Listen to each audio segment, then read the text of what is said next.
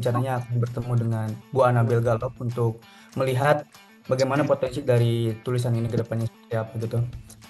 Kayak mungkin tanpa berlama-lama ya, ini kawinernya agak sedikit telat. Kita langsung mulai dari narasumber pertama, ada Mas Egy Tanadi Taufik. Beliau merupakan salah satu triple degree ya, triple master degree ya, UIN Jogja, kemudian Universitas Islam Internasional Indonesia Depok, dan juga Edinburgh University.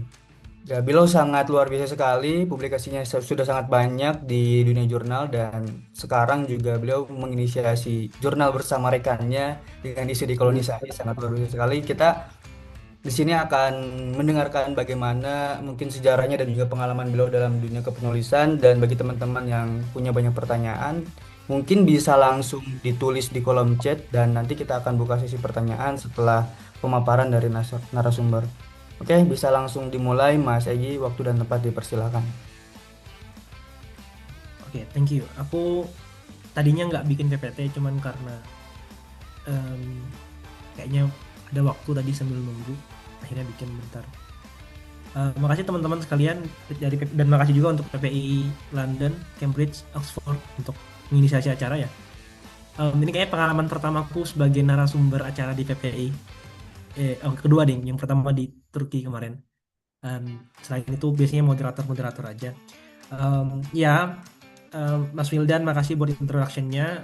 Saya editor jurnal, saya juga penulis, tapi di sisi lain saya juga adalah mahasiswa sama seperti teman-teman di sini. Yang saya percaya kalau kita punya background yang sama sebagai mahasiswa S2 ya di luar negeri, dan itu privilege yang menurut saya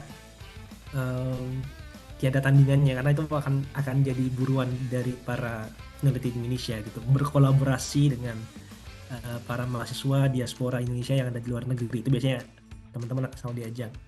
Nah, hari ini saya akan mengangkat dua sisi dalam penulisan artikel akademik, walaupun topiknya sebenarnya writing workshop tentang artikel populer dan artikel akademik, cuman saya akan lebih menghandle artikel akademiknya, dan saya akan berbagi pengalaman saya sebagai editor dan juga sebagai penulis sekaligus gitu. Saya punya beberapa teman di Edinburgh juga. Saya mahasiswa S2 di Edinburgh, dan pertanyaan bagi mahasiswa anak-anak S2 Edinburgh yang ingin S3 terutama adalah, saya belum punya Scopus nih, saya belum punya artikel internasional, saya belum punya artikel WOS, bahkan saya belum pernah punya artikel Sinta misalnya. Bagaimana cara memulainya? Itu kan biasanya pertanyaan yang umum gitu. Lalu ada juga yang bukan pertanyaan tapi pernyataan. Oh, saya iri deh lihat teman-teman anak S1, anak S2 yang punya artikel belasan, puluhan, bahkan ada yang bisa menulis artikel 20 artikel dalam setahun. Ada mahasiswa yang bisa menulis 12 artikel Scopus dalam 12 bulan, artinya satu bulan menulis satu artikel Scopus. Kalau misalkan begitu berarti menulis 8.000 kata dalam 30 hari, dan itu luar biasa produktif gitu. Ada yang begitu dan tidak jarang. Saya akan kasih contoh nanti bagaimana bukan hanya mahasiswa dan peneliti atau dosen, tapi juga birokrat bisa menulis sebanyak itu. Dan yang ketiga, ada juga yang punya keluh kesah, submit di tempat A, submit di tempat B, ada yang di ghosting sama editornya, ada yang tidak direview sama sekali, bahkan ada juga yang ditolak. Nah, pertanyaannya, rasa-rasanya artikel udah bagus tapi kok ditolak? Nah, itu yang saya kira pengalaman yang didapat dari teman-teman yang ada di Edinburgh, teman-teman saya ya. Nah, mungkin nanti teman-teman bisa cerita juga. Nah, cuman sedikit disclaimer, saya bukan orang, saya tidak bisa bilang kalau saya luar biasa ya. Saya mahasiswa juga, cuman kebetulan saya punya pengalaman sebagai editor jurnal sejak 2018. Jadi take my perspective with a grain of salt. Harus ditanyakan lagi benarkah demikian gitu. Pengalaman saya sebagai editor jurnal baru 7 tahun sejak saya masih S1. Saya jadi editor jurnal di Esensia di Yogyakarta. Itu jurnal Sinta 2 tapi terindeks EBSCO tadi, ya. Dan publikasi saya tidak terlalu banyak untuk hitungan mahasiswa diaspora, ada yang ratusan, ada yang ribuan, dan itu tidak mengejutkan, terutama orang-orang yang sering berkolaborasi. Publikasi saya hanya 30-an, 40-an kalau misalkan dihitung dengan esai. Citasinya juga belum menyentuh 300. Kita bandingkan dengan Mendikbudristek kita, Pak Brian Yuliarto misalnya, seorang birokrat, seorang profesor nanoteknologi di ITB. Beliau mampu menerbitkan 357 artikel Scopus dalam 10 tahun terakhir, dan di tahun 2025 saja menerbitkan 22 artikel Scopus antara Januari hingga Juni, artinya 6 bulan nulis 22 artikel Scopus. Kalau begitu berarti kan kurang lebih nulis 3,5 artikel per bulan, artinya nulis 10 hari satu artikel Scopus. Make sense atau enggak?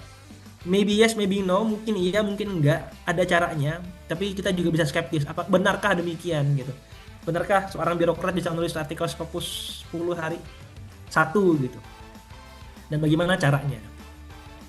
Buat teman-teman yang mungkin belum tahu ya, kenapa sih Scopus, kenapa WOS, kenapa EBSCO dan lain-lain itu penting? Well, bagi teman-teman yang nanti akan ingin menempuh karir sebagai dosen, peneliti atau apapun, sama peneliti juga punya standar yang sama, bahwa untuk naik jabatan, untuk mendapatkan promosi, untuk mendapatkan kredit, Anda harus memiliki publikasi ilmiah terindeks atau memiliki publikasi ilmiah di jurnal bereputasi istilahnya, yang terindeks oleh kalau misalkan kita merujuk pada POPAK, yang terindeks oleh badan bereputasi misalnya WOS dan Scopus, itu secara literal disebut. Ini dari POPAK 2024. Sehingga kenapa sih orang-orang jadi kayak penghamba Scopus dan lain-lain, ya alasannya karena ini sudah terinstitusionalisasi oleh negara, sudah diatur oleh negara juga, dan bahkan didukung dengan pendanaan dan juga infrastruktur. Makanya hingga hari ini Scopus dan WOS dan juga beberapa indeks lainnya menjadi standar. Kita akan ngobrol tentang kolaborasi nanti. Cuman sebelum itu saya akan sedikit tanya, saya akan sedikit membangun refleksi pertanyaan. Kenapa tulisan seorang ditolak? Saya sebagai seorang editor seringkali ditanya, Mas, kok susah sekali masuk jurnal ini, kok susah sekali masuk jurnal itu? Apa yang membuatnya sulit gitu? Kenapa artikel saya yang saya kira udah bagus, saya udah tanya profesor saya bilangnya bagus, saya udah bimbingan dengan supervisor saya bilangnya bagus misalnya, tapi ketika disubmit ditolak, ketika disubmit di ghosting 2 tahun nggak dibales. What happens gitu? Well, catatan pertama yang saya kira penting adalah cek authors guideline, cek scope. Setiap jurnal punya identitas. Tadi benar Mas Wildan, saya sedang menginisiasi jurnal dengan beberapa kawan saya, para peneliti muda yang sedang berdiaspora di Amerika, di Toronto, dan juga di Edinburgh saya. Kita sedang menginisiasi jurnal namanya Journal of Religion and Decoloniality, tentang isu dekolonisasi. Dan kami sebagai editor, sebagai founder jurnal juga mengalami dilema yang sama. Banyak orang ngirim artikel ke jurnal kami, topiknya tidak sama sekali berkaitan dengan religion ataupun dekolonisasi. Ada yang membahas tentang metode parenting orang tua ke anak, ada yang membahas tentang pendidikan SD. Apa hubungannya pendidikan SD dengan dekolonisasi? Gitu kan aneh. Bahkan tidak ada agamanya sama sekali, tidak ada dekolonisasinya sama sekali. Wajar kami tolak, wajar kami suruh, misalkan ganti frameworknya. Bisa kok studi melihat misalkan perkembangan buku pelajaran anak dengan isu dekolonisasi, misalkan pengaruh wacana kolonisasi terhadap pembentukan buku pelajaran sejarah. Tapi kan tidak dilakukan. Makanya scope itu penting, karena itu semacam memberikan tembok atau batasan tentang ini jurnal, artikel seperti apa yang kami harapkan. Dan nanti saya akan contohkan authors guideline itu seperti apa, tentang aturan-aturan menulis jurnal. Itu fundamental dan itu standar sekali gitu. Yang kedua, saran kami adalah sebelum submit usahakan minta baca teman atau supervisor dulu, karena bisa jadi kita sudah ngerasa pede nih nulis artikel ini 3 bulan, 6 bulan, setahun, tapi ada semacam kejenuhan. Ada semacam iya. Dan ketika kita tidak minta teman atau kerabat atau supervisor atau senior kita untuk membaca artikel, tidak akan ada kritik. Dan bahkan hal-hal yang tampak sebenarnya itu sangat obvious dia kelihatan in the room, cuman kadang-kadang orang nggak bahas, misalkan typo, atau misalkan kesalahan framework teori, atau misalkan bias penulis itu sering kali terjadi, tapi karena nggak dicek, karena nggak dibaca oleh orang pihak ketiga, maka Orang-orang kadang nggak sadar kalau mereka tuh melakukan suatu kesalahan minor. Lalu kalau misalkan udah di submit, udah review, udah baca author's guideline, udah ngecek scope, udah minta peer review juga dianggap bagus, dikirim, masih ditolak. What happens? Well, Anda bisa baca reviewnya, karena setiap editor yang menolak artikel biasanya akan mengirim email dan catatan mengapa ditolak. Bahkan jurnal di Indonesia yang sejelek-jeleknya jurnal Cinta 5, Cinta 6, ketika Anda ditolak, mereka akan punya email otomatis misalnya, auto reply email. Artikel Anda ditolak karena misalnya topiknya, atau misalkan karena misalnya jumlah katanya yang kurang, atau karena misalnya topiknya tidak sesuai gitu. Kalau misalkan ada dalam kasus di mana catatan tidak tersedia, minta feedback supaya Anda bisa perbaiki dan mungkin kirim di tempat lain yang lebih layak. Lalu sempat direview lalu ditolak, misalkan sudah di tengah nih, sudah dapat sempat diterima oleh editor lalu dikasih ke reviewer dan tiba-tiba ditolak di tengah. Mungkin yang sering kali kami catat adalah sebagai editor, penulis misalkan dikasih 10 catatan hanya cuek gitu, hanya misalkan memperbaiki footnote aja, nambah footnote 1-2, teman tidak melihat catatan fundamental yang kami kasih, catatan utama yang kami kasih ke artikel, atau hanya perbaiki 2 atau 3 dari 10 catatan yang kami kasih. Makanya ketika proses review tidak kooperatif, penulis tidak terbuka pada kritik, tidak terbuka pada perbaikan, maka kami akan pertimbangkan ulang status artikel untuk terima atau enggak gitu. Di sisi lain juga kalau misalkan penulis lamban dalam revisi, kita juga akan pertimbangkan karena antrian jurnal itu banyak. Dan itu yang memang editor seringkali ini ya alami ya. Lalu soal author's guideline yang saya sebutkan barusan, itu ada, setiap jurnal punya aturan main beda-beda. Jadi jangan dipukul rata. Kalau misalkan Anda di London, disertasi Anda itu cuman 10.000, di Edinburgh 15.000. Nah, disertasi Edinburgh 15.000 itu kan kalau misalkan di-convert, kalau misalkan Anda submit sebagai jurnal kebanyakan. Kalau London 10.000 itu kalau misalkan disubmit langsung ke Taylor Francis bisa 10.000 itu masih normal lah kalau dihitung dengan footnote. Jadi kalau yang Edinburgh biasanya harus dipadatkan dulu untuk dijadikan sebagai jurnal misalnya, atau dipotong jadi 2 artikel kan bisa. Nah, jadi lihat aturannya, komposisinya ada apa aja dan lain-lain, lihat batasannya. Dia bilang no more than 800 words, jangan lebih. Berarti kan artikel Edinburgh dipotong 2 misalnya. Lalu ya abstraknya segini. Jadi ya itu aturan main. Kalau jurnal kami minta ya 5.000 sampai 8.000 kata, tidak lebih dari itu. Kalau mau lebih dari itu, buat 2 edisi, misalkan part 1, part 2 itu ada artikel-artikel yang begitu, dan biasanya artikel yang bagus juga. Sama juga dengan review esai, kalau misalkan Anda ingin semacam memberikan refleksi terhadap beberapa publikasi tentang topik tertentu, itu jangan lebih dari 4.000. Cuman lebih bagus Anda bikin original artikel sih. Kita akan bicara tentang original artikel juga hari ini. Kita akan banyak diskusi tentang kolaborasi nantinya. Saya akan membuka diskusi lebih banyak tentang kolaborasi. Tapi di sisi lain saya juga ingin bilang pro kontra dari menulis individu. Saya sering mengalami keduanya, dan dalam beberapa aspek saya kadang lebih suka nulis individu, nulis sendiri. Menjadi seorang introvert dalam menulis itu lebih menyenangkan. Tapi di sisi lain ketika topik mengharuskan saya untuk berkolaborasi, saya akan berkolaborasi, dan itu juga kadang-kadang menyenangkan, tapi kadang-kadang tidak terlalu membahagiakan dalam prosesnya. Kenapa gitu? Menulis sendiri menurut saya membuat kita punya otoritas penuh terhadap tulisan. Orang lain nggak bisa ngotak-ngatik, kalaupun bisa mengkritik, yang kritik aja, cuman nggak bisa mengganti, ya kan? Dan di sisi lain konsisten secara tulisan. Artinya ya itu gaya tulisan Anda, itu referensi Anda, itu perspektif Anda, itu argumen Anda, dan nggak bisa diganti. Anda membuat argumen semasif apapun atau sekontroversial apapun, tidak akan bisa diganti oleh orang lain, karena itu otoritas Anda sebagai penulis. Misalkan Anda bilang kalau Soeharto adalah presiden, misalkan ini ya, ini argumen yang kontroversial, Soeharto adalah presiden terbaik Indonesia dalam sejarah Indonesia misalnya. Ya, orang lain bisa membantah, cuman orang lain tidak bisa mengganti argumen Anda dalam pesan Anda sendiri. Beda halnya ketika Anda menulis berdua, teman Anda mungkin nempeleng Anda gitu, bilang enggak, bukan Soeharto gitu, mungkin Jokowi, enggak tahu juga. mungkin sama-sama dipukul aja, bukan Jokowi misalkan ada penulis ketiga gitu ya. Jadi otoritas itu kadang-kadang penting teman-teman. Dan di sisi lain penulis sendiri itu kadang-kadang yang menyenangkan adalah misalkan anda kan anak-anak di sini kan rata-rata udah S2 nih. Ketika anda ingin mengkonvert disertasi atau tesis jadi artikel, ya udah sendiri aja, jangan ditambah-tambah supervisor, jangan ditambah-tambah temen, jangan ditambah-tambah dosen di Indonesia, karena nanti itu mempertontonkan ketidakmandirian Anda dalam berpikir gitu. Jadi kadang-kadang tekanan lu sendiri itu ada semacam karismanya ya. Kontranya adalah kadang-kadang kita mageran, kita mager, kita males, kita lamban nulis sendiri karena nggak ada motivasi, terutama kalau misalnya nggak ada deadline-nya. Karena kadang-kadang call for paper itu nggak tanpa deadline.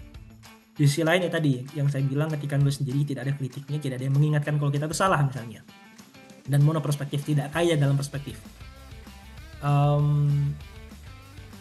Itu menulis sendiri, jadi ada plus minusnya. Saya kadang-kadang lebih suka nulis sendiri, dan tapi belakangan artikel saya juga ditulis berdua, bertiga, ada yang berlima bahkan. Walaupun saya nggak terlalu suka yang berlima, nggak terlalu suka juga karena nanti pembagiannya susah. Karena kita akan ngomong tentang itu. Menulis kolaborasi, topik hari ini. Seru, kadang bikin grup WhatsApp, kadang diskusi Zoom, kadang bikin Word dokumen, Google dokumen. Kita akan mengkritik satu sama lain, nambahin paragraf, kurangin paragraf, nambahin referensi, dan lain-lain. Seru, prosesnya juga menyenangkan, kita jadi akan berinteraksi dengan banyak orang. Kayak referensi dan perspektif, dan lebih disukai editor jurnal. Kenapa lebih disukai editor jurnal? Karena kami sebagai editor jurnal, terutama jurnal internasional yang ingin mendaftarkan sebagai jurnal terindeks Scopus, kita perlu namanya diversifikasi penulis. Jadi dalam setiap edisi, misalkan 1 tahun artikel kami menerbitkan let's say 10 artikel. Nah, kami nggak mau tuh 10 artikel kami yang nulis orang Indonesia semua, dan kami nggak mau 10 artikel kami yang nulis orang London semua, nggak mau. Orang Indonesia dari London, misalkan dari SOAS aja nggak mau. Kita maunya misalnya ada orang Indonesia, ada orang Nigeria, ada orang Malaysia, ada orang Qatarnya. Itu untuk membangun diversifikasi penulis. Di sisi lain juga perlu yang namanya diversifikasi referensi juga. Ada referensi primer, ada referensi sekunder, itu disukai editor.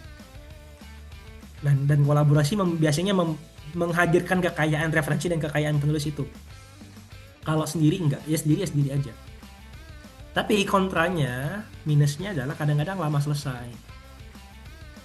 Kecuali yang misalkan kolaborasi berlima tapi yang nulis satu. Ini kan kayak memes ini.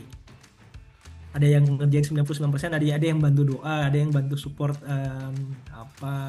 transportasi misalnya, ada yang transport macam-macam lah. Dan tidak proporsional. Jadi pembagian kerjanya kadang nggak jelas gitu. Ada yang misalkan nulis semua, ada yang ngumpulin data doang, ada yang bantu doa doang gitu. Tapi di sisi lain itu bisa bekerja, itu bisa kita lakukan, itu it may work, it's doable. Problemnya cuman apakah orang-orang yang kita ajak untuk berkolaborasi itu adalah orang-orang yang like-minded atau enggak, orang-orang yang punya pemikiran yang sama dengan kita atau enggak.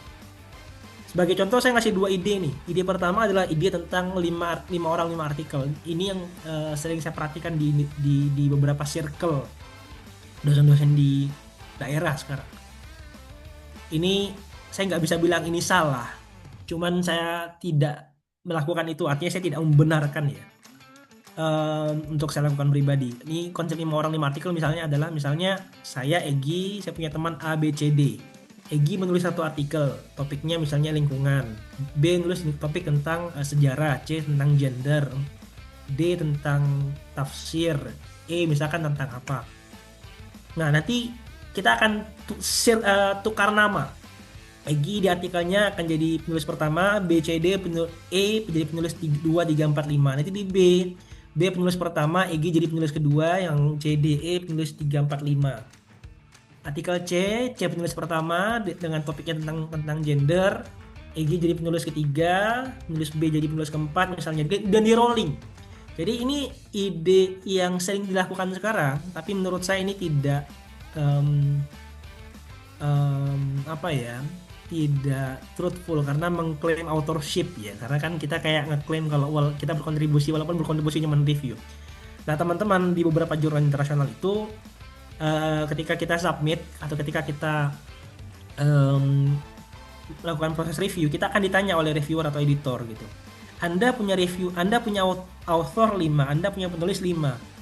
Yang aktif kok Anda sendiri, Egi sendiri, yang B, C, D, E ngapain? Apa kontribusi mereka di bagian mana? Ngapain aja? Gitu. Biasanya ada deskripsinya, author's contribution. Itu di paragraf terakhir setelah referensi atau sebelum referensi biasanya. Author's contribution. Dan di sisi lain ada juga istilahnya gentleman's agreement. Ini penyakit lain dalam kolaborasi. Dalam kolaborasi semacam ini tuh orang-orang sering bilang kalau ketika Anda sudah jadi pimpinan, ketika Anda sudah jadi dosen atau jadi peneliti, Anda akan punya pimpinan otomatis. Dan kadang-kadang pimpinan Anda tuh minta kalau bantulah saya gitu. Saya tiap minggu sekarang dapat email. Saya sebenarnya tadi pengen nunjukin screenshot salah satu contoh email, bukan email, chat minggu ini gitu.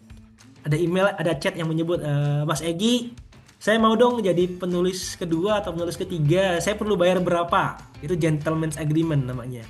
Jadi tanpa kontrak tertulis, Anda cukup ngobrol gitu dan dia bisa akan masukkan. Itu bermasalah. Secara etika itu bermasalah. Kalau itu clear bermasalah. Karena itu artinya memperdagangkan co-authorship, dan saya melihat, saya sempat kemarin bikin, kami di PPI UK kemarin sempat bikin bikin acara tentang joki, tentang politik joki dan Scopus. Kita melihat bagaimana kemudian orang-orang memperdagangkan authorship, bagaimana joki bermain dalam pasaraya guru besar Indonesia hari ini, terutama tren guru besar para politikus gitu. Dan ini melibatkan banyak taktik gentleman's agreement, di mana kontrak-kontrak itu dilakukan tanpa tanpa komitmen yang jelas pada dunia akademik, dan ini bermasalah.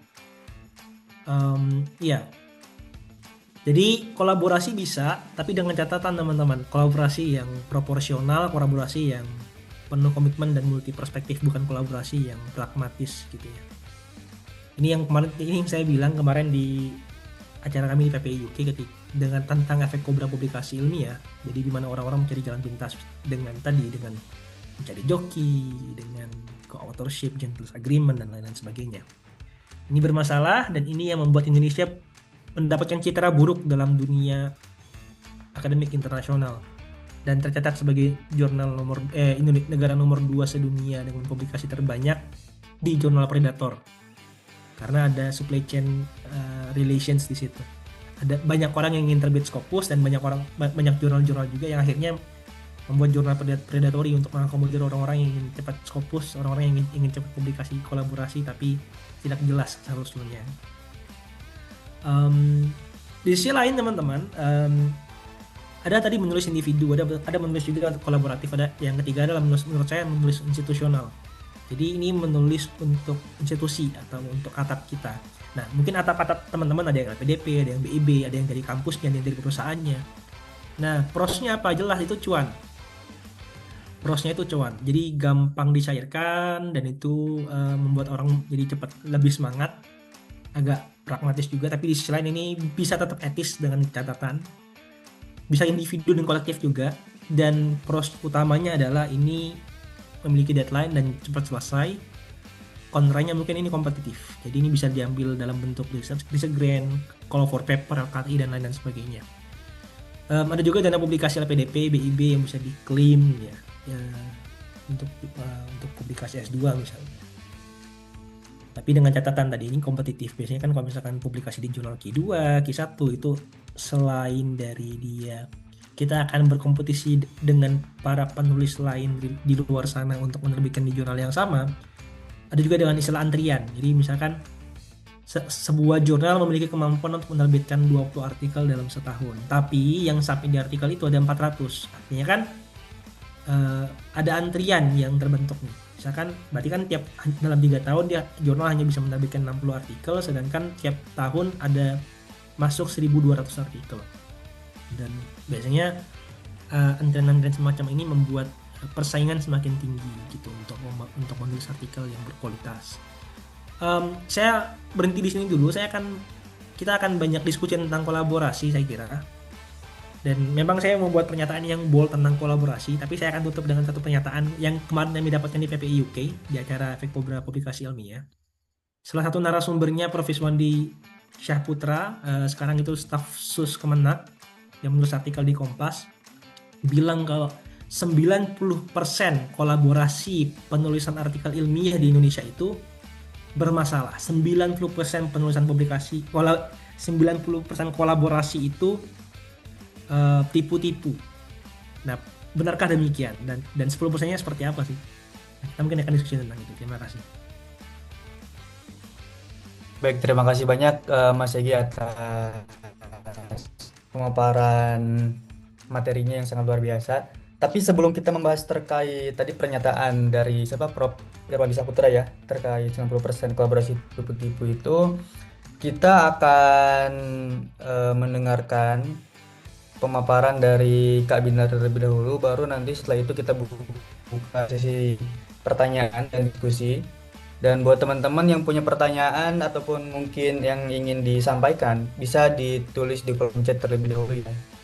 Baik, langsung aja kepada Kak Binar Asri Lestari, waktu dan tempat dipersilakan.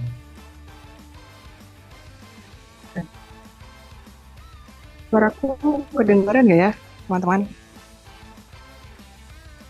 Jelas, jelas.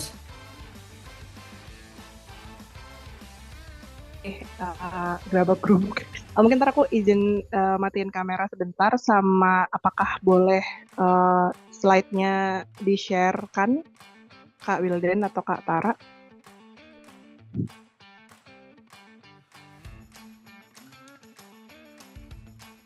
Ya mungkin bisa dibantu sama Kak Tara, Kak.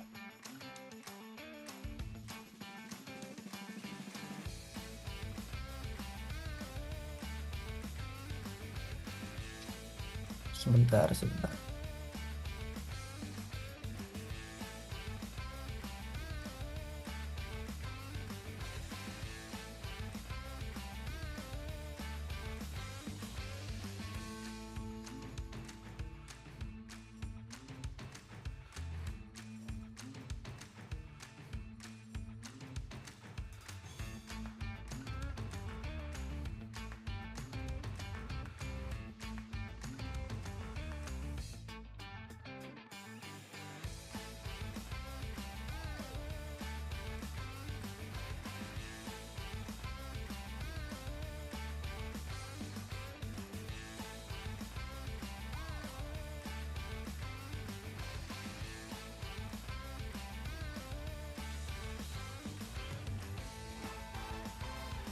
Apa sudah kelihatan?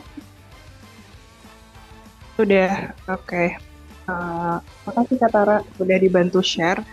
Halo teman-teman semua, selamat siang. Makasih banyak PPI London dan PPI gabungan lainnya atas kesempatannya buat aku sharing-sharing di sini. Rasanya saya bukan yang paling expert ya, nggak kayak Kak Egi tadi kan sudah jadi editor jurnal gitu. Mungkin di sini perspektifnya bakalan saya agak tweak sedikit, yaitu bagaimana gitu ya ikutan conference tuh bisa membantu progres menulis teman-teman gitu. Boleh next Kak Tara?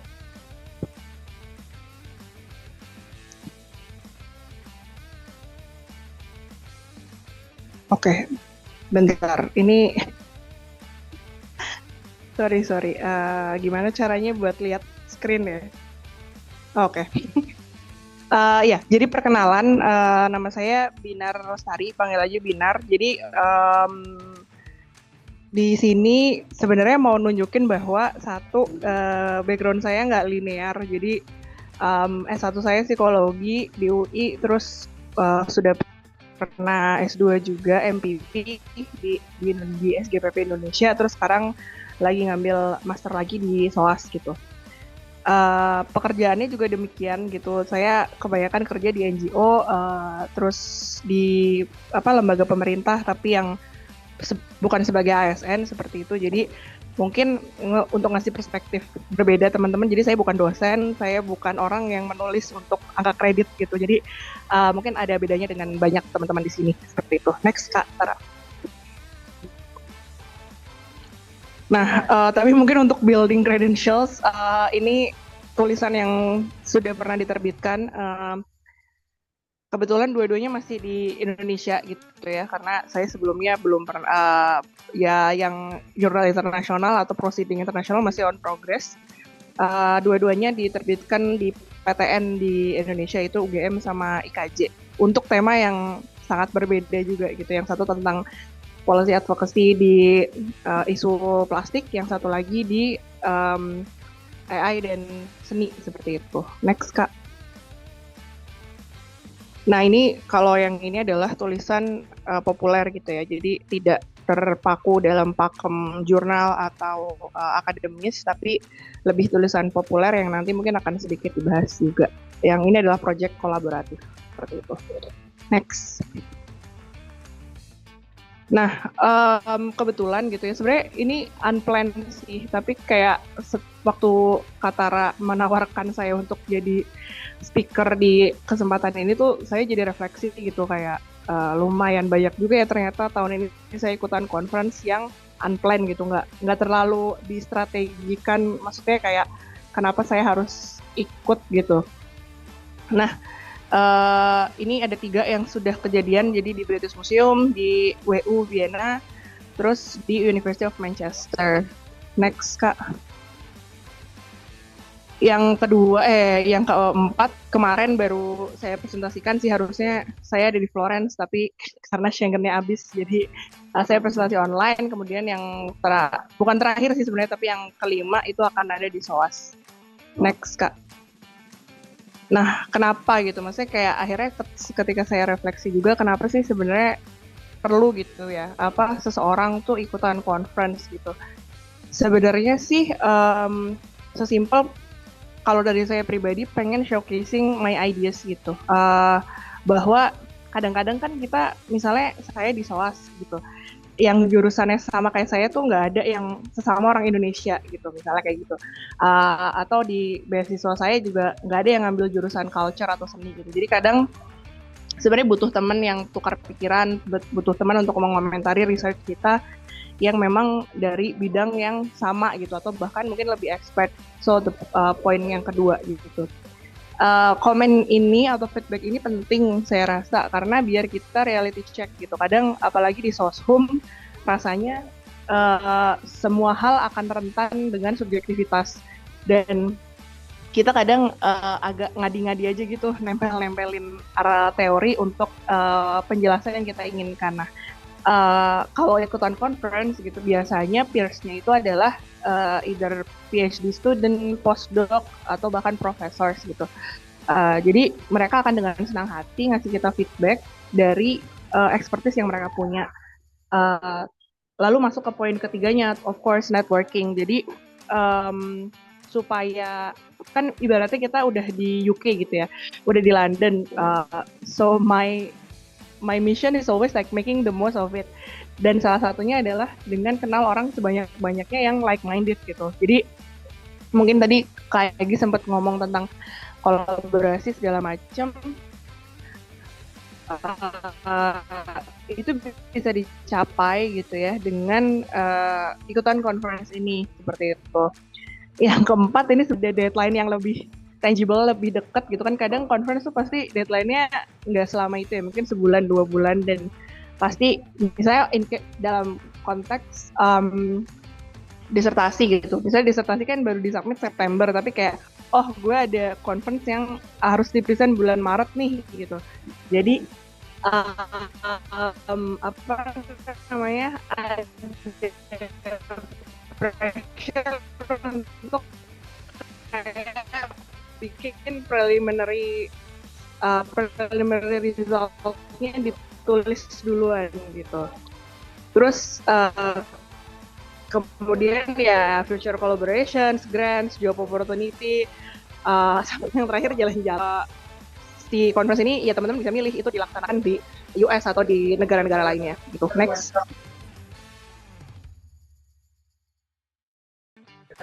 Nah ini untuk tambahan aja sih sebenarnya ya termudah sumber yang teman-teman tulis ya adalah dari paper assignment gitu ya. Maaf ya teman-teman kalau bisik. Dari assignment yang udah disubmit gitu ya, daripada berakhir di Turnitin kampus doang, menurut saya sih akan sangat potensial untuk di leverage lebih lanjut gitu, digali lah gitu. Next.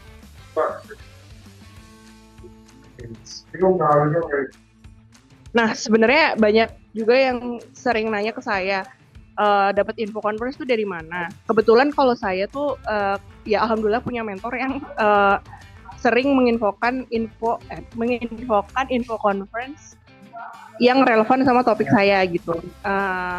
Nah, tapi sebenarnya di luar itu kalau teman-teman punya LinkedIn itu tuh juga powerful banget untuk nyari info semacam ini seperti itu. Jadi mungkin di search barnya LinkedIn dicari aja topiknya atau asosiasinya atau kampusnya seperti itu.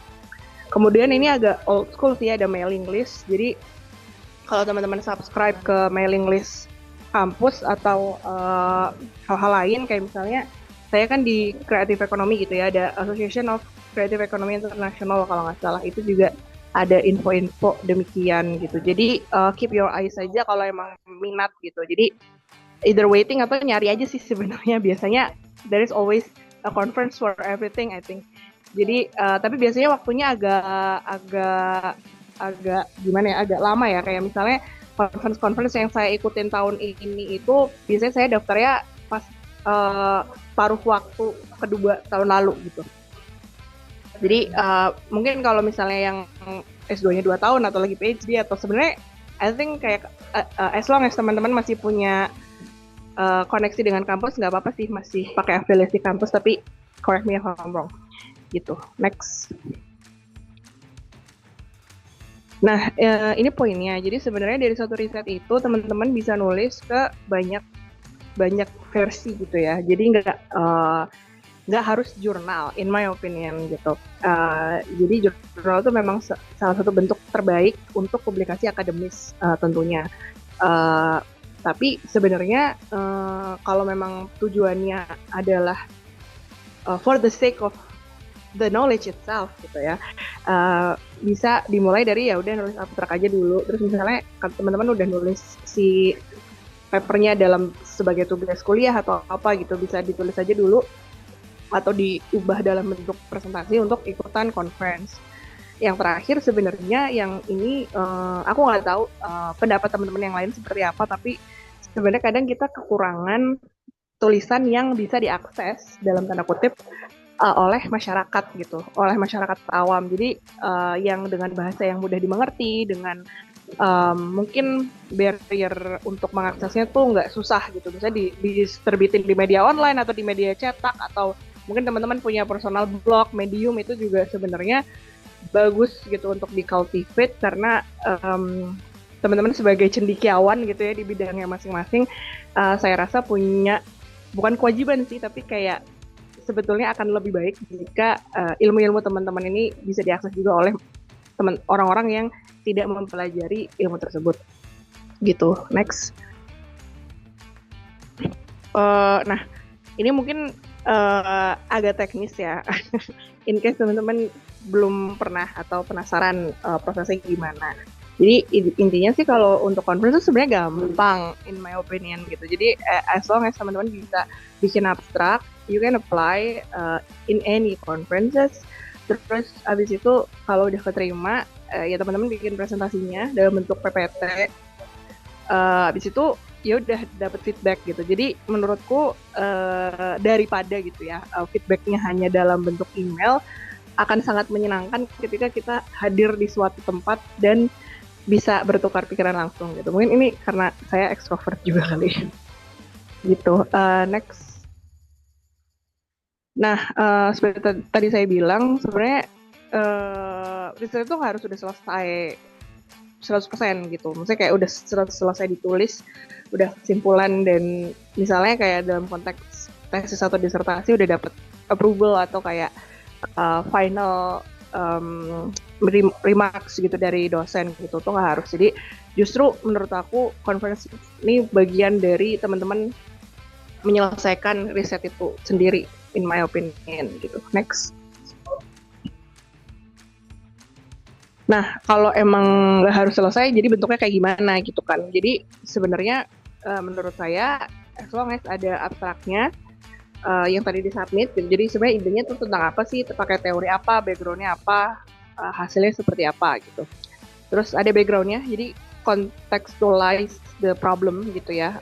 Maksudnya misalnya saya fokusnya kan di labor kreatif ekonomi di Indonesia gitu. Jadi akan sangat berbeda dengan misalnya di negara-negara yang sudah maju di UK atau di negara Eropa lain yang misalnya kayak jaminan sosialnya sudah sistem jaminan sosialnya sudah mapan seperti itu. Jadi kayak labor precarity-nya tidak separah di Indonesia gitu. Terus of course research question. Nah, research question kalau saya bisa beda-beda nih. Kayak misalnya saya buat conference yang di Wina tuh submit tentang labor precarity-nya itself gitu ya. Tapi kayak kemarin di Florence itu saya lebih highlight ke kayak platform kapitalismnya seperti itu. Jadi sebenarnya dalam satu research itu bisa kalian tweak ke beberapa research question yang lebih spesifik lagi gitu kalau emang banyak hal yang pengen kalian gali dari fenomena tersebut. Nah, keempat tentunya adalah theoretical framework. I think teman-teman tahu dengan sangat baik gitu ya di kuliah pasti kan diajarin untuk menjelaskan fenomena ini dengan dalam lensa teori yang sudah teman-teman pelajarin gitu. Dan yang terakhir adalah current findings. As I said before, itu nggak harus final findings atau apapun itu. Jadi sebenarnya current findings aja. Misalnya kayak teman-teman metode penelitiannya adalah ethnographic study gitu. Terus udah wawancara 5 orang.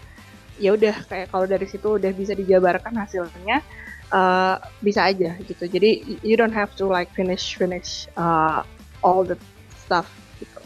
Next.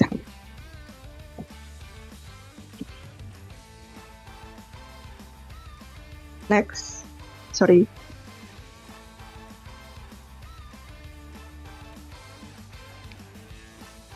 Nah, pro tip yang kedua, mungkin ini sama kayak aku nggak terlalu memperhatikan apakah tadi Kak Egi nyebutin tentang kayak jurnal ada Sinta 1, 2, Scopus dan segala macam. Nah, in my opinion, conference ini juga banyak yang scam. Bukan scam sih, tapi lebih ke tidak accountable kali ya. Jadi kalau saya pribadi hanya memilih conference yang dilaksanakan oleh nggak harus kampus sih, tapi education institution gitu. Jadi saya kayak British Museum, dia nggak mungkin bohongan lah gitu. Karena ada biasanya saya di LinkedIn tuh di DM sama orang-orang yang bikin conference agak suspicious gitu loh. Jadi kayak temanya tuh segala macam tema diterima gitu misalnya, terus kayak dilaksanakannya di mana gitu kayak. Jadi saya tidak menyarankan itu sih, karena mungkin teman-teman nggak akan menemukan network yang teman-teman ingin capai ya, ingin temui gitu. Jadi kayak mendingan nggak usah gitu. Next. Nah, ini mungkin kayak untuk orang-orang yang dengan impostor syndrome gitu. Jadi kayak ini kalau riset gue kentang gimana ya, kayak jelek banget gitu. Sebenarnya that's why you're there gitu. Maksudnya kayak tujuan teman-teman ikutan conference adalah untuk dapat feedback, untuk benchmarking, untuk nyari inspirasi juga gitu. Karena kan teman-teman akan mendengarkan presentasi-presentasi dari presenter yang lain gitu kan. Jadi you don't have to be perfect to be there. Ya once abstraknya diterima berarti you guys are deserve to be there, dan ya udah enjoy aja. Walaupun memang kadang-kadang deg-degan dan lain-lain itu wajar. Next. Nah, ini agak-agak teknis tapi sebuah hidden gem atau travel hacks. Jadi biasanya most of conference organizer itu punya bursary, travel grant. Pokoknya intinya adalah duit buat kalian pergi gitu. Jumlahnya beda-beda dan kadang ada, kadang enggak. Kadang agak ribet karena biasanya misalnya fundersnya adalah organisasi lain gitu. Jadi coba tanya aja. Jadi once misalnya teman-teman dapat notifikasi bahwa oke, abstrak Anda terpilih, terus balas aja kayak is there any travel grants or bursary for early career researcher gitu. Jadi ya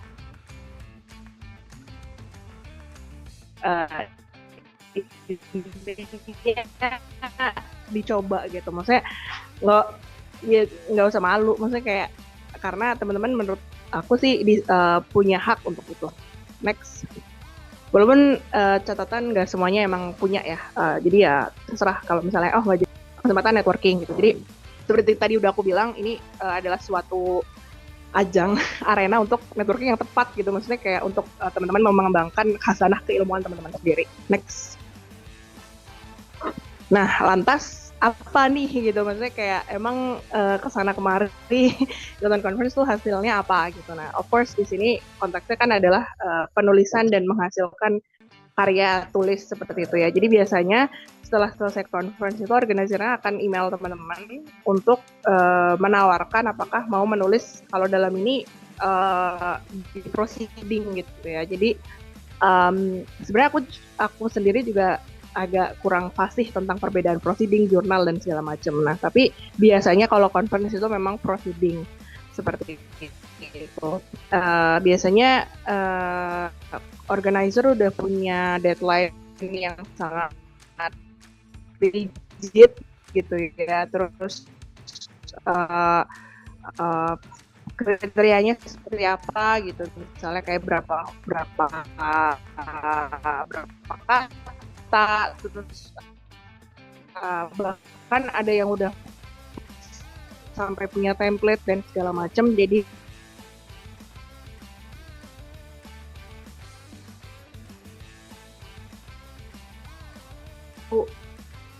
teman-teman untuk latihan nulis atau ya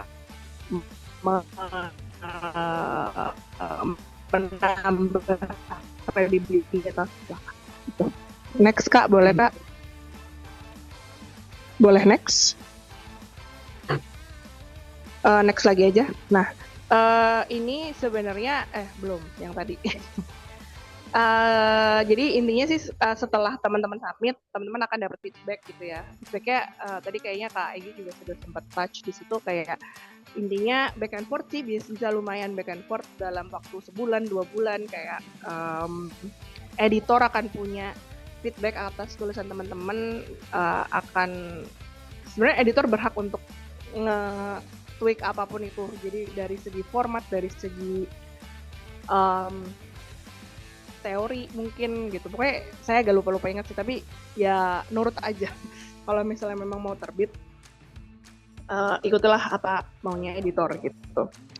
Terus ya post conference writing plan kalau memang tujuannya adalah untuk menerbitkan sebuah piece of paper, jadi bisa dua ya, bisa langsung dari proceeding yang dari conference yang teman-teman ikutin, atau call for papers lainnya seperti itu.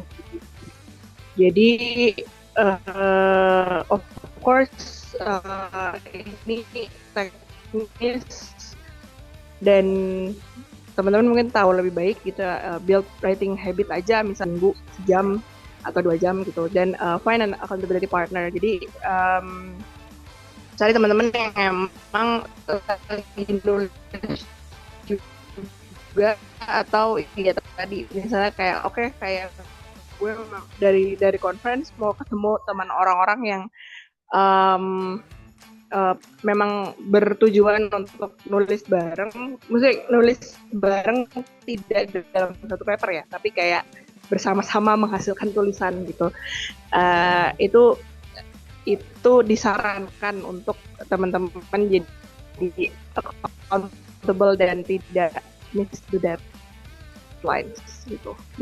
Next, ini aku yang telat. Nah, writing tipsnya ya udah dimulai aja intinya. Kalau saya sih biasanya kadang bahkan nulis ide dalam Google Docs tuh sekepikirannya saya aja dalam bahasa saya gitu, atau bikin mind map atau apapun itu. Jadi intinya dimulai aja dulu, jangan nunggu harus perfect gitu ya. Kemudian deadline itu penting. That's why sebenarnya ikutan conference jadi membantu dalam tanda kutip untuk uh, uh, akhirnya menyelesaikan progres dalam progres ya in between tulisan teman-teman gitu. Terus ya kalau ada ide apapun itu kapanpun ditulis aja di notes HP, di Google Docs, di catatan, ya lagi dimanapun, nggak harus ada di perpus, duduk nyaman dengan laptop dan AC, tapi kayak kalau misalnya lagi di kereta, lagi OTW dari mana kemana, ditulis aja, intinya kayak gitu. Dan ya balik lagi buddies ya atau accountability partner is important walaupun misalnya online gitu kayak oke, janjian apa sih bahasa kerennya buddy double gitu untuk kayak kerja bareng dalam waktu yang sama gitu. Next, boleh next. Nah ini writing tips or sebenarnya ini feedback dari advisor saya. Jadi saya mencoba mencarikan supaya teman-teman juga dapat insight. Be specific gitu ya. Jadi jangan making big dalam disiplin ilmu tertentu pasti ada istilah-istilah yang terlalu luas definisinya gitu. Misalnya kreatif ekonomi. Nah, kreatif ekonomi itu apa gitu? Apakah labornya, apakah nilai tambahnya atau apa gitu. Terus avoid informal or personal tone ini sebenarnya kalau untuk sekadar tugas kuliah mungkin nggak apa-apa, jadi kayak sifatnya reflektif gitu. Ada positionality biasanya di situ. Tapi kalau untuk academic papers colloquialism ya itu harusnya dihindari sebaik mungkin seperti itu. Jadi kayak personal reflection tuh boleh. Cite everything, jadi ada sumbernya. So manage your citations wisely. Semuanya harus ada, harus bisa dibuktikan gitu lah. Ini teknis tapi kayak tensesnya konsisten. Nah mungkin ini juga kendala kita semua sebagai bukan penutur English as first language ya. Jadi kadang pakai past tense tiba-tiba pakai present gitu. Nah itu sebaiknya sih kalau ini nasihat dari advisor saya konsisten seperti itu. Terus ya balik lagi sih cite everything, misalnya critics review ya, criticsnya namanya siapa, dia ngomong itu tahun berapa, itu harus dicantumkan. Next. Nah ini tools yang mungkin teman-teman udah tahu ya, ada Zotero, Grammarly, Notions, Obsidian untuk membantu teman-teman mengorganisasi ideas di dalam kepala teman-teman gitu. Dan Grammarly ini tadi bukan penting, maksudnya kayak membantu sih, apalagi lagi-lagi kita bukan penutur bahasa Inggris gitu. Jadi digunakanlah semua tools dengan bijaksana. Next. Oke, ini yang terakhir sepertinya sebelum kita diskusi. Kayak ini saya dapat pas menyelesaikan master yang pertama sih, kayak intinya you can edit a bad page not a blank one. Jadi intinya dimulai aja jelek, pasti jelek, dan yang penting diedit terus, polish jadi bagus gitu. Rather than nggak memulai apapun. Ini self talk juga untuk diri saya sendiri. Oke, I think that's all from me. Maaf kalau ada yang salah. Kalau misalnya ada yang mau nanya dan apapun nanti feel free. Thank you.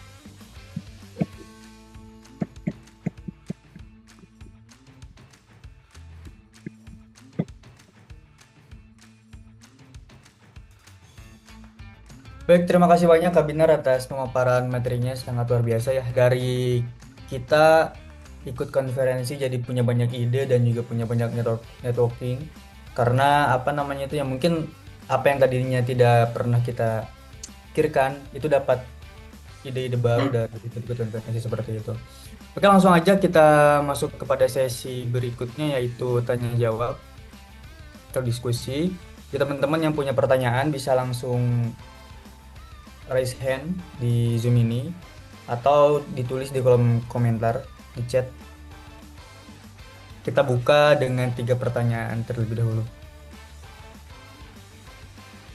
Halo, apakah ada yang ingin bertanya? Kalau tidak, saya yang bertanya nih.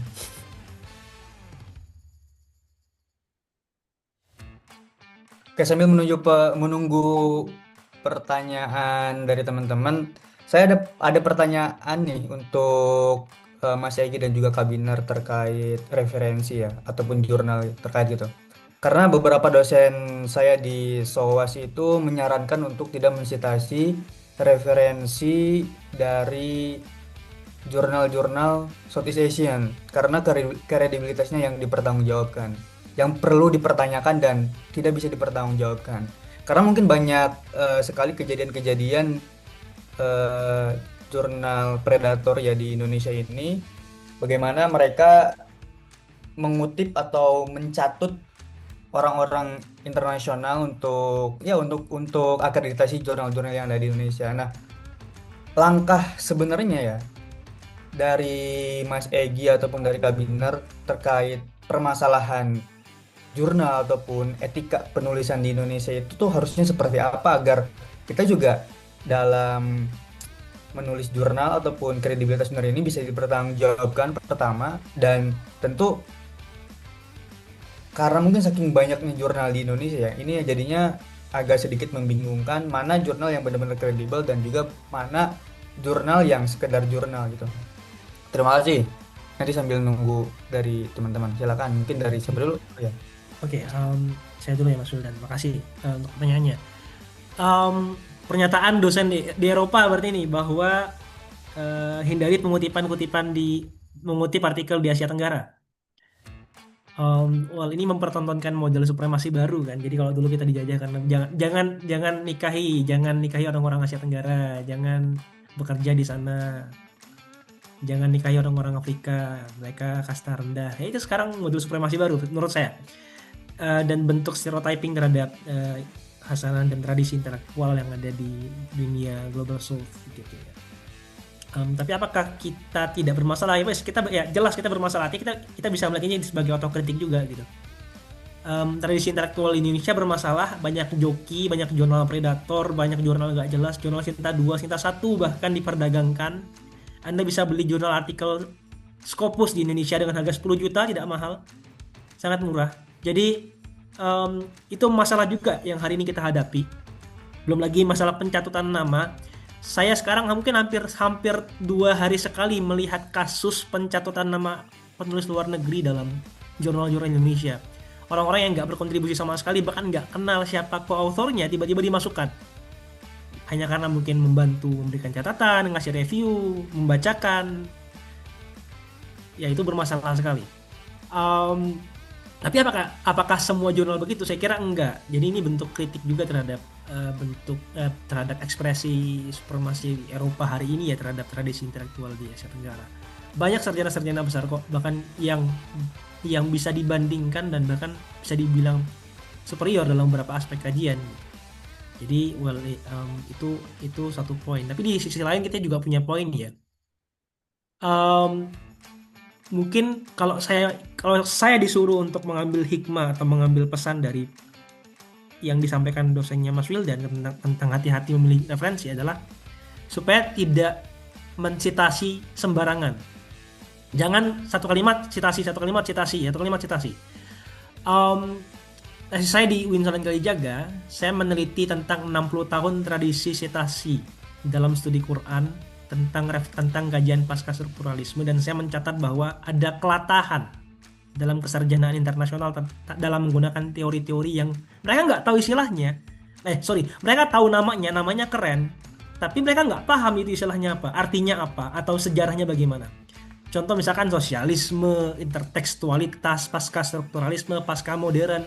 Hanya karena keren, hanya karena ada pasca-pascanya, hanya karena ada dekolonisasinya, dipakai pencaplokan. Nah, istilah itu yang saya disebut sekarang sebagai bibliokleptomania. Upaya itu kebiasaan mencuri referensi. Atau leksikokleptomania, kebiasaan mencuri istilah-istilah yang dianggap keren sebagai bentuk minder terhadap pemikiran kita sendiri. Kita dianggap nggak bisa berpikir mandiri tanpa referensi-referensi barat yang kita kutip. Saya kira itu kritiknya sih Mas Wildan. Jadi well, di satu sisi iya kita bermasalah di Indonesia, kita perlu perbaiki, tapi di sisi lain ya berhati-hati dalam mengutip juga iya, dan jangan terlalu latah untuk mengutip referensi-referensi yang memang kita nggak tahu dan nggak sadar gitu. Oke, Mas Egi. Mungkin dari Kak Binar ada yang ingin ditambahkan? Iya emang SOAS orientalis, nggak usah didengar. Mungkin komentarnya secara teknis sih menurut saya ya, bukan berarti semua jurnal atau artikel dari Southeast Asia kemudian diabaikan, tapi bisa kita pilih misalnya yang Q1 gitu. Ya tools tadi yang saya belum masukin tuh ada namanya Elicit. Jadi Elicit itu AI tapi buat nyari sumber gitu. Mungkin teman-teman udah tahu juga. Nah biasanya langsung difilter aja. Mau jadi citationnya itu apa? Jurnalnya itu yang Q1 terus dia udah banyak di site gitu kan. Jadi kayak bukan cuma karena dalam perjalanan saya nyari jurnal tuh kadang ada juga sih yang aneh-aneh gitu. Kayak saya juga bingung kenapa artikel kayak gitu bisa disebut jurnal gitu ya. Ya biasanya pakai bahasa Indonesia, tapi memang kan kita kalau misalnya studi tentang Indonesia gitu, pasti kan butuh konteks ya, maksudnya butuh penjelasan kontekstual seperti itu, yang mana itu biasanya ya yang menulis atau ditulis di Indonesia seperti itu. Jadi menurutku sih so long as kita bisa bedain mana sebenarnya situasi yang kita pakai untuk building good context dan groundedkan teorinya gitu. Jadi kayak misalnya mungkin bisa dibedain kayak gitu sih. Selain tadi ya kritik-kritik yang Mas Egi sudah sampaikan. Kemudian mungkin ya balik lagi kita sih, karena pas saya S2 sebelumnya di Indonesia tuh kan publikasi jurnal itu wajib ya sebagai syarat kelulusan. Nah disitulah ternyata saya juga mencari akhirnya tahu praktek jual beli itu gitu. Padahal sebenarnya kalau teman-teman mau pakai jalur yang benar itu ada dan ya nggak mudah per se, tapi bisa gitu. Nah mungkin ya balik lagi kita sebagai scholars jangan pakai itu lagi. Maksudnya don't create the demand, walaupun mungkin impossible ya, karena kita akhirnya pakai alat ukur yang kuantitatif banget gitu. Misalnya kayak setahu saya, correct me if I'm wrong, kayak dosen-dosen dipaksa publikasi atau teman-teman yang kerja di pemerintahan, that the measurement gitu. Padahal ya harusnya kayaknya ada alternatif lain deh soal itu. Gitu sih. Jadi mungkin secara praktis tadi ya pilih jurnal yang Q1 yang udah banyak di quote dan use your gut feeling aja, kayaknya ketahuan deh maksudnya mana yang ngaco, mana yang enggak. Terus dan ya kayak review aja for building the context, you need to cite those local context if that makes sense. Gitu aja sih dari aku, thank you. Oke, Kak Binar. Terima kasih, sangat mencerahkan sekali. Karena saya juga sebenarnya agak kurang setuju dengan pendapat dari dosen itu. Ada pertanyaan lain nih dari Akmal Firmansyah, dan juga mungkin ini sudah ada Kak Nadila yang sudah raise hand. Tapi sebelum itu saya akan bacakan dulu pertanyaan dari Kak Akmal Firmansyah. Halo Kak, mau nanya, sebenarnya dalam mensitasi sesuatu itu parameternya gimana sih studi kasus? Saya agak lupa detailnya gimana, cuma seingat saya di tesis saya ada masukkan suatu teori general banget yang sudah diketahui banyak orang di seismologi, dan saya masukkan ke tesis saya dengan kata-kata saya sendiri. Terus kata supervisor saya, coba masukkan citasinya dari mana. Yang saya pikir waktu itu adalah, ini hal umum gak perlu kali kita citasikan. Nah gimana Kak? Jadi parameter dari mensitasi sesuatu itu gimana? Siapa dulu? Dari Kak Binar dulu. Oke. Parameternya apa? Mungkin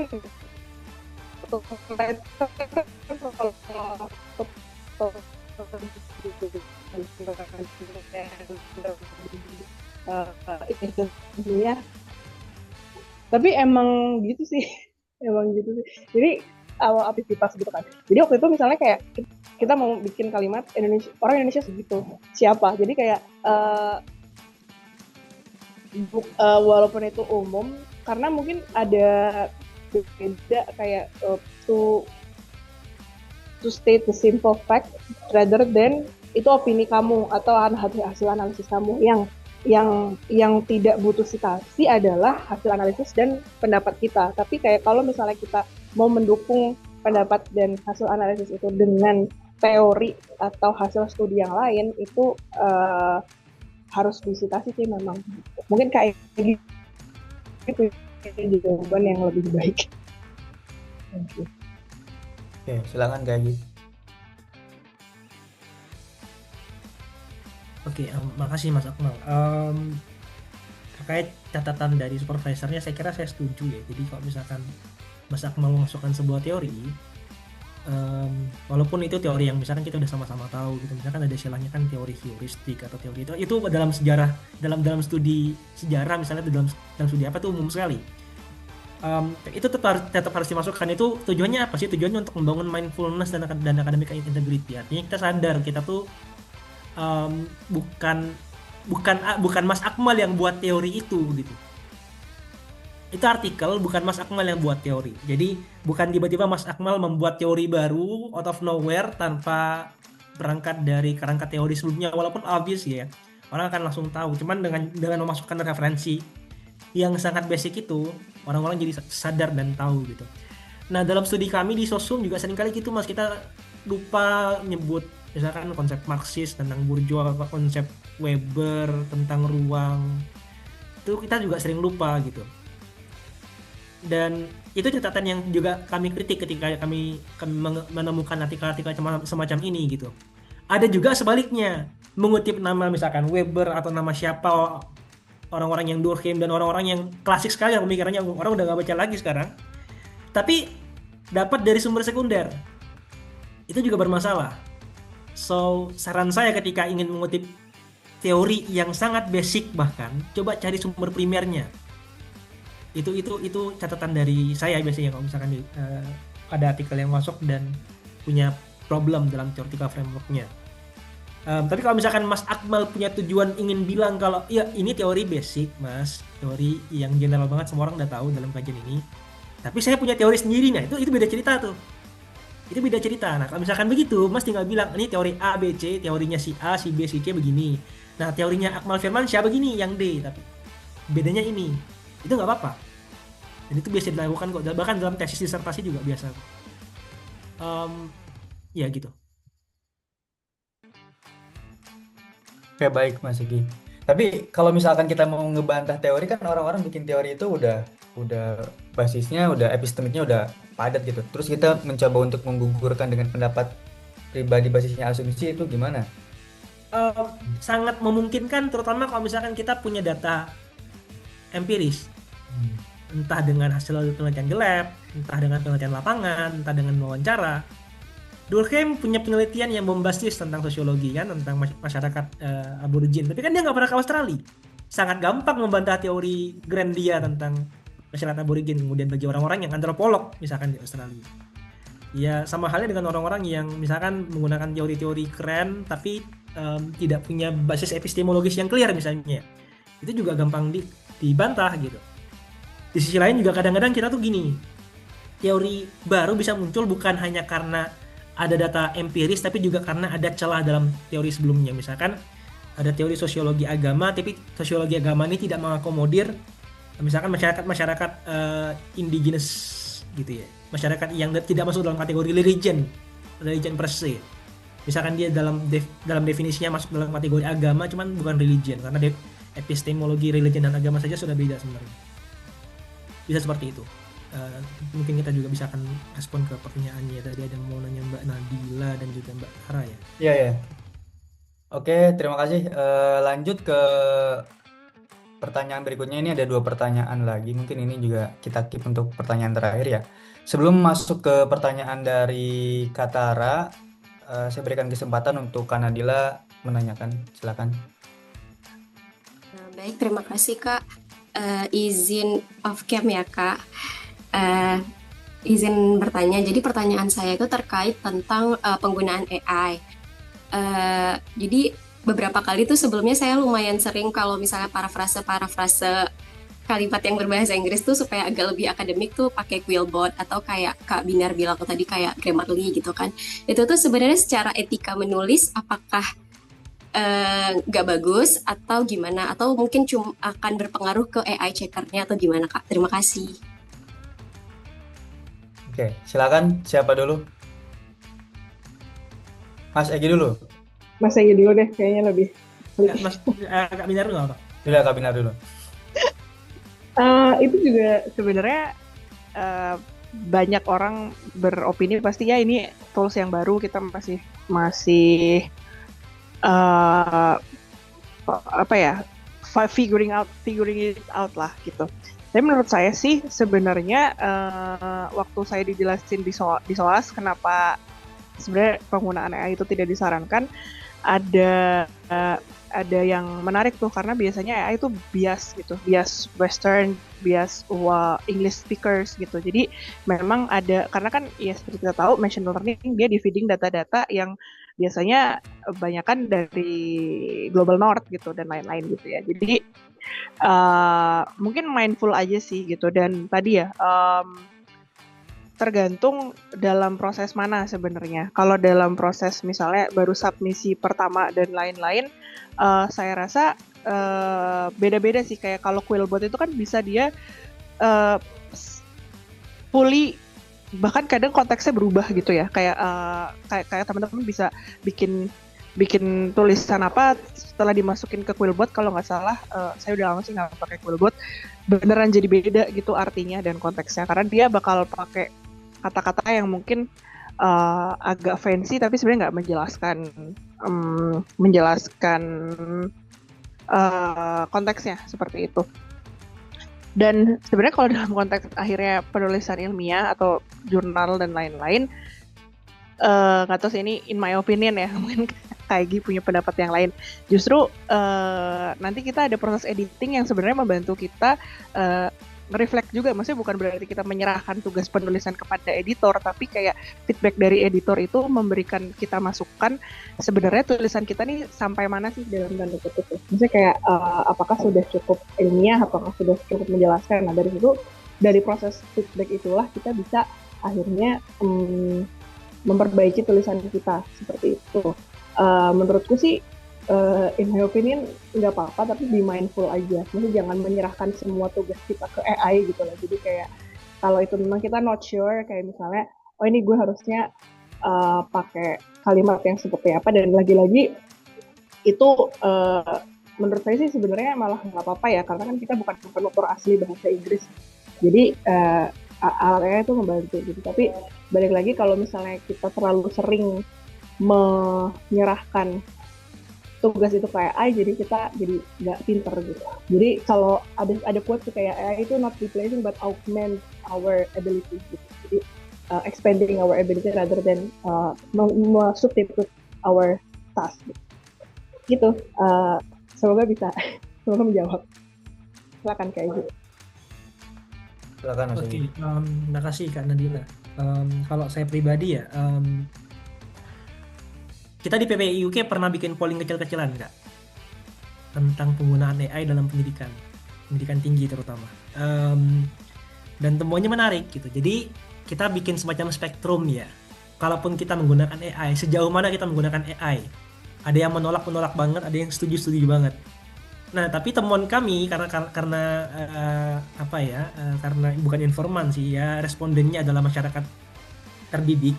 Mereka tidak ada yang bilang kalau total pakai ChatGPT nggak apa-apa, nggak. Bilangnya well, antara tidak menolak, antara well pakai cuman dikit, kalau nggak pakai tapi banyak nggak apa-apa. Nah, cuman yang dominan jawabannya adalah bilang kalau nggak apa-apa pakai AI, cuman mentok sampai pada struktur saja. Jadi tidak hanya proofreading bahasa seperti yang dikatakan Kak Binar tadi, tapi juga struktur dan isi itu bisa dibantu oleh ChatGPT. Dengan jawaban yang sedikit di bawahnya itu kategori lain yang spektrum yang bilang kalau tidak boleh ChatGPT terlibat dalam isi, boleh hanya dalam struktur, boleh hanya dalam grammar let's say. Tapi jangan dalam logika artikel dan struktur dan isinya. Bahkan mencarikan referensi pun pakai ChatGPT misalnya. Pakai AI. Karena saya juga nggak pakai AI gitu. Saya pribadi ada di posisi yang tadi, ya well, kita bukan native speaker Inggris, jadi kalau misalkan mau pakai proofreading dengan AI nggak jadi masalah. Cuman saya tidak setuju ketika AI digunakan untuk membangun struktur artikel, misalkan dari introduction, discussion A, B, C-nya apa, lalu sampai kesimpulan, karena itu membuat kita tadi, kalau bahasanya Kak Winer adalah terdikte pada bias-bias eurosentris. Kalau kajiannya humanities, ya kalau misalkan kajiannya STEM gimana? Kajiannya sains gimana ya? Nggak relevan bias-bias itu, atau mungkin minim relevansinya dalam kajian mereka gitu. Indonesia dalam Kemendikbud juga udah meregulasi tentang batasan dan etika penggunaan ChatGPT gitu. Jadi kalau menurut saya pribadi, ya posisikan AI sebagai asisten lugu saja. Jadi kalau misalkan Anda mahasiswa S2, mungkin asisten Anda itu baru SMP gitu. AI namanya, cuman dia bodoh. Jadi perlakukan dia seperti itu. Hanya misalkan untuk tukang ketik, transkrip, memperbaiki tipu dan lain sebagainya. Bukan untuk let's say mengganti pekerjaan Anda, bukan untuk menggantikan posisi Anda sebagai mahasiswa S2 gitu. Saya kira itu sih Kak Nadila. Ya, baik. Makasih Mas Egi atas jawabannya. Oke, gimana Kak Nadila, udah puas dengan jawaban dari para narasumber? Puas, makasih banyak ya Kak Egi, Kak Binar. Oke, kita lanjut ke pertanyaan terakhir karena mungkin ini juga udah mau Jumatan ya di London. Ini pertanyaan dari Katara. Gimana ya caranya mendorong kolaborasi antar keilmuan atau integrasi interdisipliner? Kayaknya kalau ada ajakan nulis biasanya itu yang STEM dengan yang STEM itu, atau misalkan yang sosum dengan yang sosum, padahal kan selalu ada potensi irisannya, misal di public policy, kemudian di perencanaan pembangunan. Mungkin itu yang ditanyakan oleh Kak Tara. Mau siapa dulu yang menjawab? Mungkin dari Kak Egi dulu. Saya setuju Kak Tara. Jadi tentang dikotomi ilmu pengetahuan, lagi-lagi ada semacam segmen, satunya soshum, satunya lagi saintek gitu. Ini udah sebenarnya 3 Kak. Kalau trikotomi kita nyebutnya kalau di UIN, itu di PTKIN, di UIN, IAIN atau di swasta, kita nyebutnya trikotomi antara humanities, sains dan juga agama. Sulit kali orang-orang ketiga ini sinkron kalau ngobrol gitu. Ibarat tongkrongan gitu, beda-beda tongkrongannya gitu ya. Nah, cara nyambunginnya gimana? Well, sejak akhir abad 20 tuh udah banyak diskusi tentang integrasi dan interkoneksi ilmu pengetahuan. Di Malaysia kan ada Islamisasi ilmu pengetahuan, al-Aslamiyatul Ma'rifah. Juga ada di Timur Tengah. Di Jogja, Surabaya, dan Jakarta sudah ada inisiasi untuk membangun paradigma integrasi ilmu pengetahuan, sehingga memungkinkan yang namanya transformasi IAIN jadi UIN. Makanya sekarang itu ada fakultas IPA, fakultas MIPA, fakultas hukum, tapi di UIN. Itu aneh. Kenapa belajar agama kenapa belajar dokterat tapi di UIN, kenapa nggak di UI saja misalnya? Kenapa juga belajar agama tapi di SOAS? Kan orientalis, aneh nih orang-orang ini.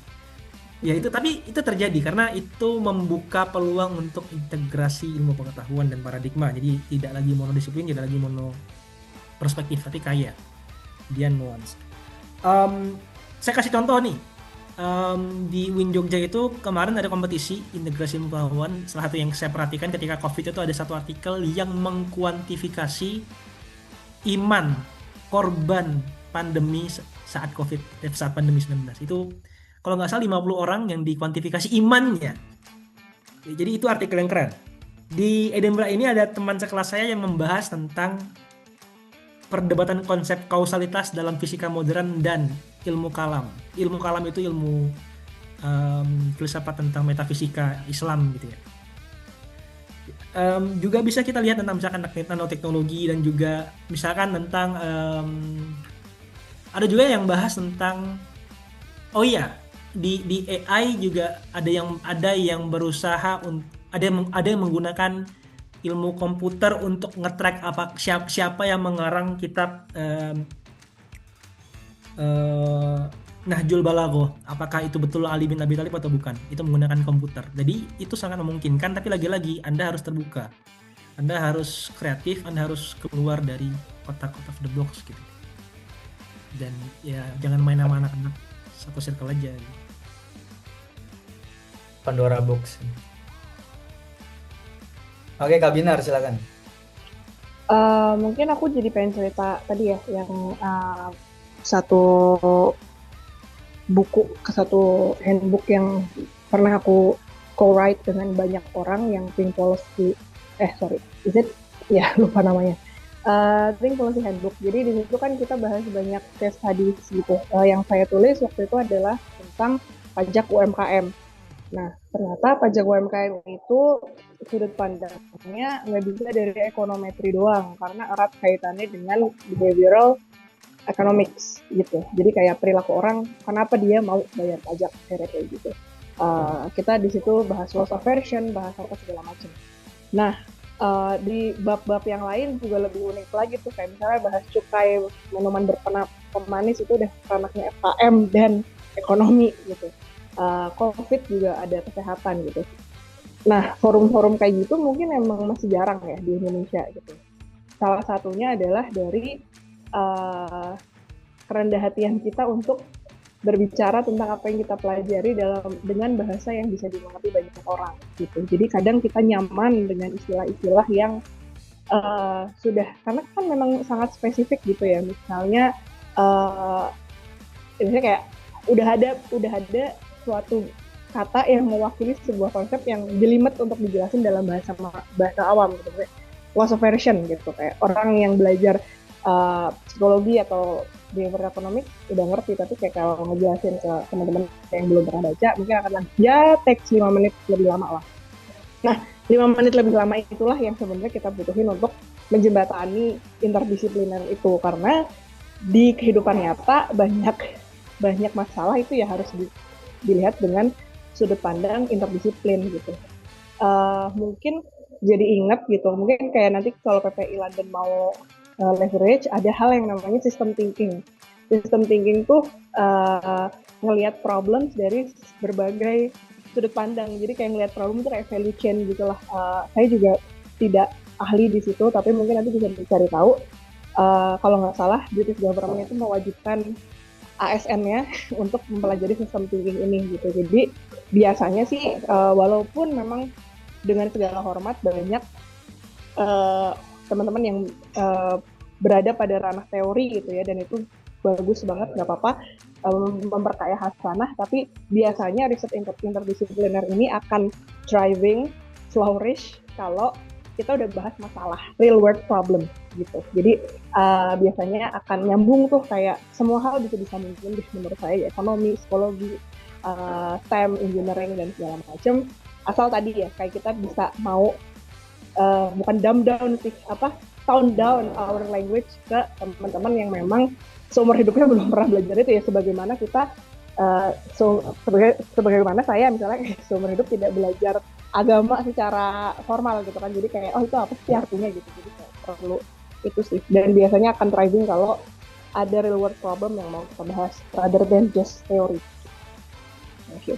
Ya kalau boleh nambahin sedikit nih, Mas Wildan, sorry. Silakan. Sedikit aja. Buat teman-teman, jadi di Indonesia itu ada salah satu sarjana, dia ini staff IP, namanya Muhammad Amin Abdullah. Dia menginisiasi istilahnya 3 jadi kajian interdisiplin, kajian transdisiplin, dan kajian multidisiplin. Walaupun sama-sama multi, trans itu kan sebenarnya merujuk pada sesuatu yang sama ya. Cuman bagi dia dalam praktik penelitian dan pengembangan ilmu pengetahuan Indonesia, seringkali orang yang interdisiplin itu circle-nya sama, misalkan orang-orang humaniora saja, tapi orang-orang humaniora ini berusaha untuk mengadopsi teori agama misalnya.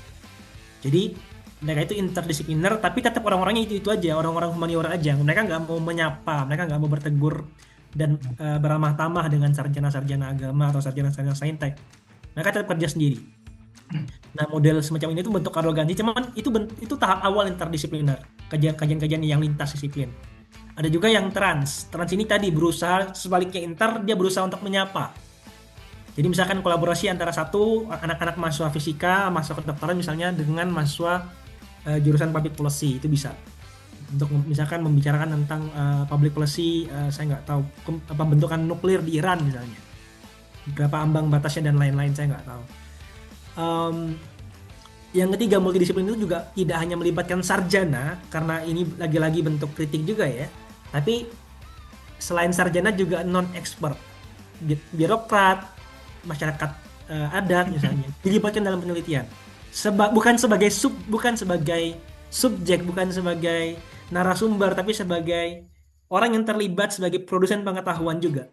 Dan itu namanya multidisiplin, bagaimana melibatkan orang-orang tadi dan juga menggugurkan tendensi menara gading dari perguruan tinggi dengan melibatkan para pakar, profesional, dan juga representasi masyarakat adat misalnya. Itu juga bisa jadi case sendiri. Dan itu dipropos oleh orang-orang Indonesia, dan itu juga udah ada bukunya gitu. Jadi mungkin teman-teman kalau misalkan ingin berpikir bagaimana cara mengentaskan dikotomi atau trikotomi di Indonesia, ya kolaborasi. Dan kolaborasinya dengan bukan hanya dengan teman-teman se-circle-nya, tapi dengan masyarakat yang lebih luas, dengan opsi yang lebih banyak. Ya baik, terima kasih Kak Binar dan juga Kak Egi. Kita udah di penghujung acara karena waktu juga udah menunjukkan jam 1 waktu UK ya. Sebentar lagi kita akan melaksanakan sholat Jumat bagi yang melaksanakan. Refleksi dari yang sudah kita dapatkan dari dua narasumber kita pada pagi menjelang siang hari ini tuh ada banyak hal yang bisa direfleksikan. Pertama terkait bagaimana kita bisa menulis dengan bagus, bagaimana kita bisa publish, bagaimana perjalanan-perjalanan atau journey-journey lainnya itu bisa berdampak dalam kepenulisan kita atau dalam penyusunan ide, seperti mungkin tadi Kak Binar menyampaikan dari konferensi, kemudian timbul ide, kemudian bisa nulis, kemudian bisa dikembangkan. Atau bahkan dari kursus yang didapatkan di dalam kelas di perkuliahan, jangan hanya sampai berhenti pada tahap submit assignment, tapi itu juga harus bisa dielaborasikan atau bahkan kalau perlu disubmit ulang untuk menjadi jurnal, itu juga lebih bagus. Kemudian terkait diskursus integrasi keilmuan ya, ini sangat penting sekali, apalagi kadang kita itu arogansi dengan bidang kita gitu kan. Kita menganggap agama itu seperti ini. Kemudian kita melupakan sisi dari public policy-nya. Bahkan ketika saya dulu menjadi riset asisten, itu salah satu kekurangan dari peneliti juga kita tidak terbuka dengan birokrasi yang ada di Indonesia misalnya gitu kan, karena kita nggak ngerti gitu kan hal-hal kecil yang mereka lakukan di pemerintahan misalnya. Kita lihat dari luar sebagai peneliti, oh ternyata kalian tuh salah gitu, padahal pemerintah juga susah untuk membangun itu semua gitu. Jadi kita perlu diskursus integrasi antara peneliti, kemudian pemangku kebijakan dan juga pelaksana kebijakan, agar bisa menciptakan suatu kebijakan baru yang lebih moderat dan untuk kepentingan bersama tentunya. Kemudian kita juga di sini di PPI London, PPI Oxford dan Cambridge sedang melakukan collaborative writing. Buat teman-teman di sini yang sudah hadir, kalau mau ikutan untuk nulis sangat-sangat dipersilakan. Atau masih ada pertanyaan terkait kepenulisan, bisa langsung ditanyakan kepada Mas Egi, kemudian Kak Binar. Dan juga buat teman-teman yang ingin memantau terus kelanjutan terkait collaborative writing ini, bisa dipantengin IG kita di PPI London ataupun PPI yang lainnya. Terima kasih banyak untuk kedua narasumber kita dan juga teman-teman dari PPI yang sudah hadir ataupun dari instansi lainnya. Alhamdulillah dengan kegiatan kita pada hari ini tuh sangat membuka wawasan baru ya. Dan ini bisa kita refleksikan pada kepenulisan yang akan kita lakukan. Terima kasih banyak dan saya akan tutup dengan pembacaan doa sesuai dengan kepercayaan masing-masing. Ya.